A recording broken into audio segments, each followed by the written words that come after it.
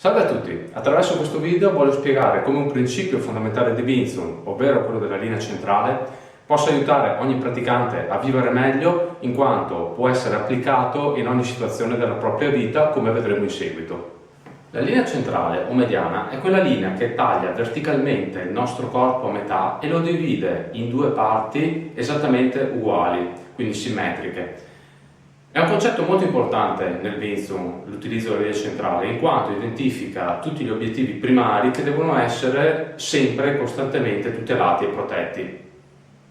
Oltre che a rappresentare gli obiettivi da proteggere, la linea centrale rappresenta nel Wing Tsun anche gli obiettivi da andare a ricercare nell'avversario, nel compagno di allenamento o quando comunque abbiamo una persona davanti.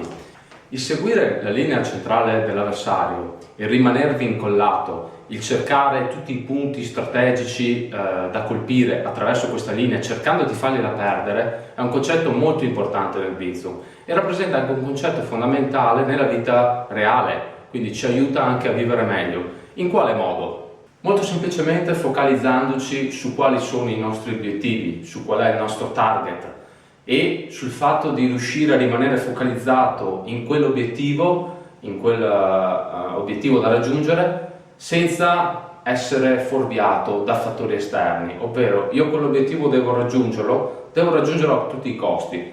Mi posso trovare davanti a problemi, mi posso trovare davanti a situazioni spiacevoli, mi posso trovare davanti a qualsiasi cosa, ma quello che è importante per un praticante Wing Tsun che conosce il concetto della linea centrale è il voler raggiungere a tutti i costi quell'obiettivo. E questa è una cosa fondamentale da usare anche nella vita, ripeto, perché comunque ci fa in modo che siamo focalizzati sul problema e sul riuscire a risolverlo il problema, invece di andare a trovare tante scuse, tante scusanti, tanti espedienti che non ci fanno andare avanti nella vita. A prescindere dal fatto che possa essere uno dei migliori, se non il migliore sistema contro le aggressioni, quindi sistema efficace contro le aggressioni da strada, ha comunque una valenza molto importante, che non è la prima cosa che si nota nel Wing Tsun, però se si inizia pian pianino ad assaggiare la torta e non si resta solamente sul bordo esterno, ma si va più in profondità, sicuramente si noteranno tutte queste peculiarità del sistema e quanto il Wing Tsun ci possa veramente far star bene e far sì che la nostra vita diventi molto migliore, sia a livello fisico sia a livello mentale, molto